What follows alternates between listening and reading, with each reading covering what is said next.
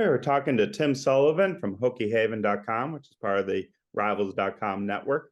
He has been watching the 2 and 5 Hokies who play at NC State. Um, Thursday night game, ESPN, 7:30. Should be, what do you think? A very low scoring, defensive oriented battle? Well, certainly from the Hokies end, it's not going to be high scoring and offensively oriented. So I guess depending on how well the pack is able to overcome the lack of Leary, we'll see if the Hokies defense can stand up and make it a battle in that respect. I got to watch the Miami game, and I'm guessing Malachi Thomas is giving a little bit of a boost to the offense. Yeah, absolutely. His absence for the first 5 games of the year was an issue for this team, but unfortunately, he also hasn't been like a panacea since he's come back either. He's much better than what they've had, but there's still a long way to go. It's tough for him, especially because the offensive line isn't creating a ton of holes in the run game. They're actually doing an okay job protecting the passer, but the running backs basically have to do it all themselves. And Thomas is more capable than the guys that he's stepping in for to do that, but he's not able to do it on every single down basis either. My impression of Grant Wells, the Marshall transfer quarterback, Mm-hmm. is that he has a strong arm, he can run, he has good size, but there just seems to be like a lack of rhythm on the offense Mm-hmm. or something that prevents them from really um, having cohesion, I guess. Is that kind of like the gist from what you've seen this year?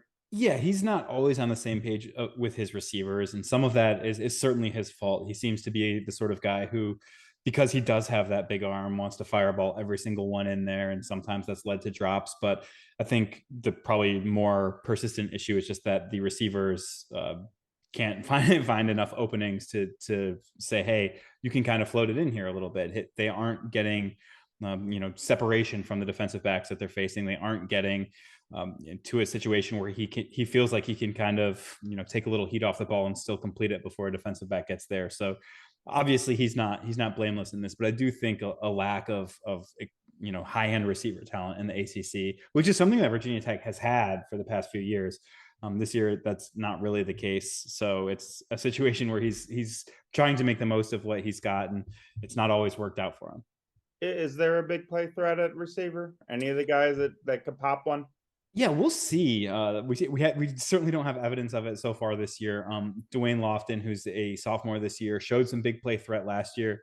He's been really inconsistent catching the ball this year. I think he has one of the highest drop rates of any player in the United States, according to Pro Football Focus. And he's a guy who has the athletic ability, he has the explosiveness, but he's not consistent enough actually catching the ball.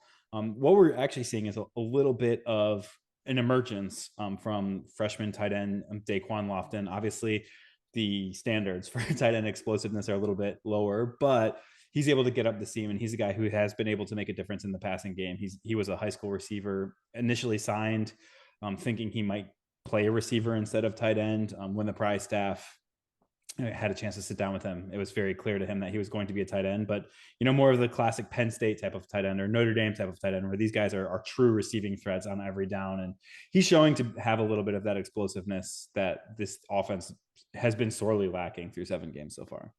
There's definitely a few guys on the Virginia Tech defense that Mm-hmm. NC State fans are familiar with. I saw Dax Hollifield a lot in high school at Shelby High School. Saw Alan Tisdale a lot at Greensboro Page High School. Tisdale had missed a bunch of games. I don't know what his injury was, but I know that he's come back a lot the last 2 games or one game. And obviously Hollifield, One, and then he played a couple snaps in the previous game. Yeah. yeah, and then Hollifield has been a stalwart. Mm-hmm. How do they kind of anchor the defense at the linebacker position?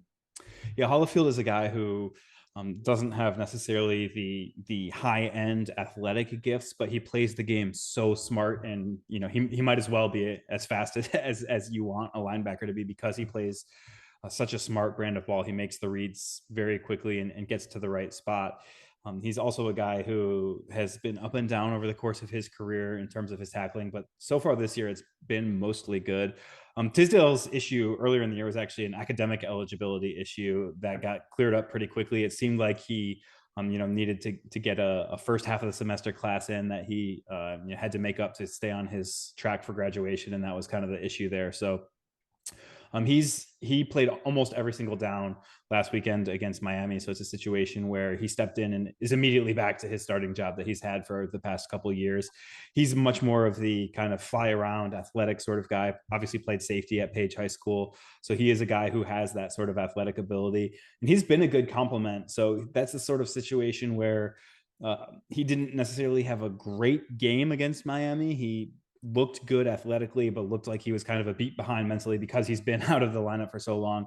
I think he's the guy who could really kind of blossom over the second half of the season and kind of, even if he just got back to the player he was the past couple of years, be a perfect complement to Holifield, because you have a guy who does have the ability to go kind of clean up, and you have the guy who gets to the right spot the first time and doesn't necessarily have every single athletic gift to make the most of it. Tisdale can kind of come in and say, okay, I'm here, the cavalry's arriving, and so they're good complements to each other. Do you think the defensive line has a particular standout, or just more of a group that has to work together? It's mostly a group effort. I would say that if there's a guy who has a chance to take over a game, it's defensive end Taiwan Garbett. Like Hollifield, like Tisdale, he's a guy who would in a normal world be out of eligibility, but because of the COVID year, he's back. He's shown some explosiveness off the edge, yes, but he's like a lockdown run defender, which you don't necessarily think as is the priority for a defensive end. But he is a guy who can get that done, and he has gotten it done. The other, three spots on the defensive line have had a little bit more rotation than his spot, although he's missed a couple games due to minor injuries. He is expected to be back Thursday evening.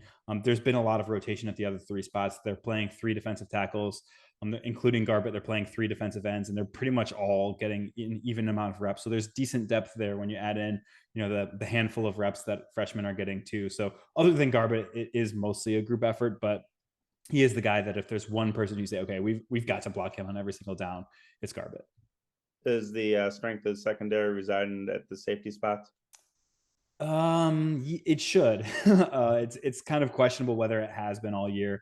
Jamari Connor is a guy who, again, another guy who would be out of eligibility if not for the COVID year, but played linebacker the last couple of years, kind of that nickel position in the Bud Foster 4-2-5 defense. Now, the Hokies are playing a bit more of a traditional 4-3 that fans might be familiar with watching Penn State, having played it under Brent Pry the past several years. But so he moved back to play a free safety spot, which you don't expect. Even the nickel linebacker, you say if he's going to move to safety, he's going to be more of the box safety. But he has been the deeper safety more often than not. So he's still himself in terms of coming up and playing the run, in terms of making the tackles. The pass defensive skills, dropping into the proper zone, maybe got a little bit rusty. He has been decent there, but probably not as good as the staff would have hoped that he was going to be at the beginning of the year. And then actually, I would say the corner position has some guys who have struggled. I think Breon Murray would also be out of eligibility if not for the COVID year. A guy who came in as a JUCO guy after 1 year at JUCO has really struggled this year. It looks like he's kind of going to be replaced as a contributor, certainly as a starter on the depth chart by freshman Mansour Delane. So he's a guy who came in. I believe he enrolled early. I can't recall off the top of my head, but I believe he enrolled early and is in the seventh game of his freshman year, taking over as a starter. And he's a guy that I think is a future star. His younger brother is a sophomore 4-star safety right now. So the Hokies are really hoping that Delane getting a ton of playing time helps with their recruitment of little bro as well. But it's a situation where I don't think anybody in the secondary has been awesome, but that's just an area where they have had that group effort that probably is a little bit more than the collection of the pieces, because the pass defense has been pretty good despite playing against some pretty talented passers.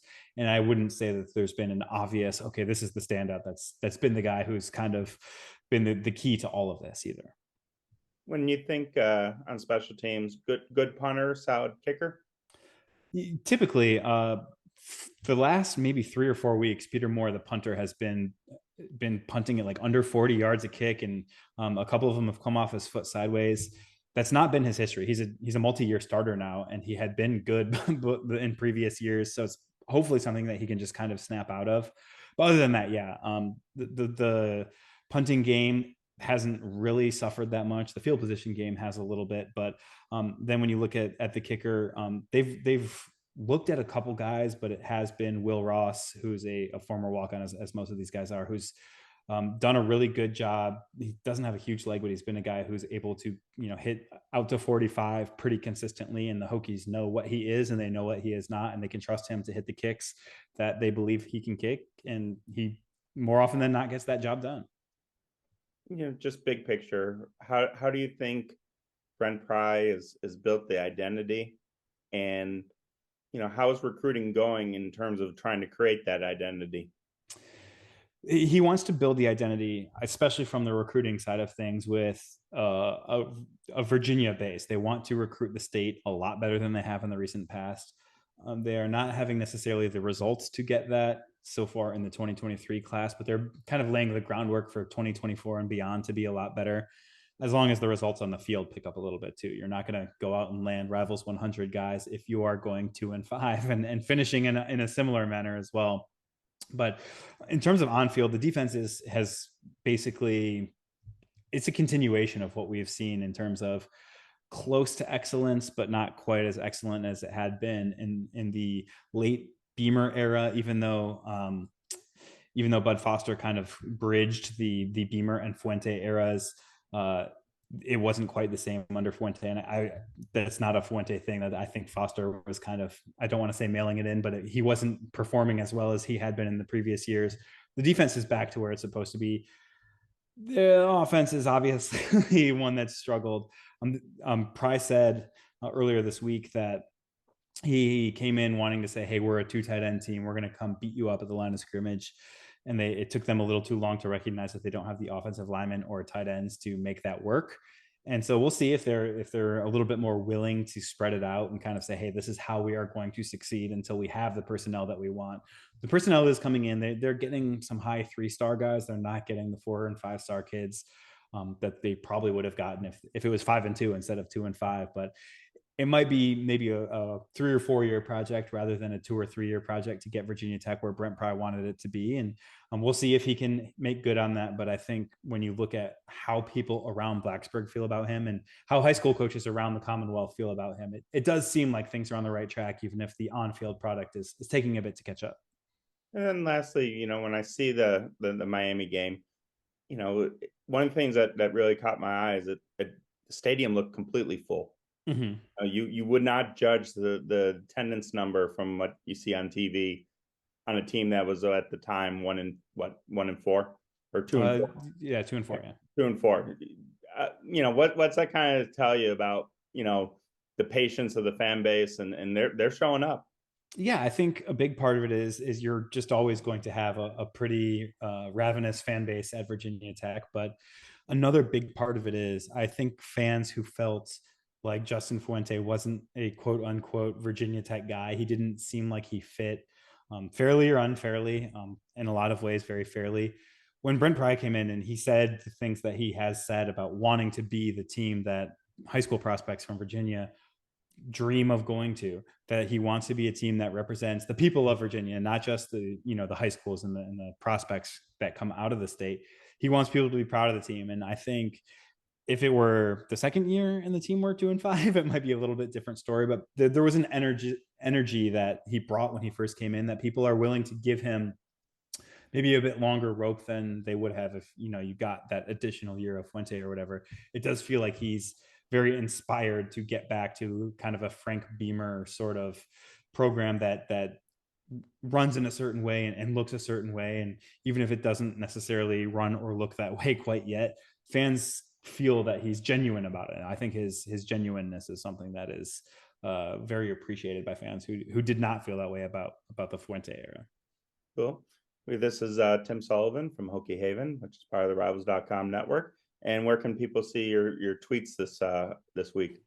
Yeah, they can see my tweets at SullivTi, SULLIVTI, or during games, I'm more on the site's account, so that's Hokie_Haven on Twitter. Cool.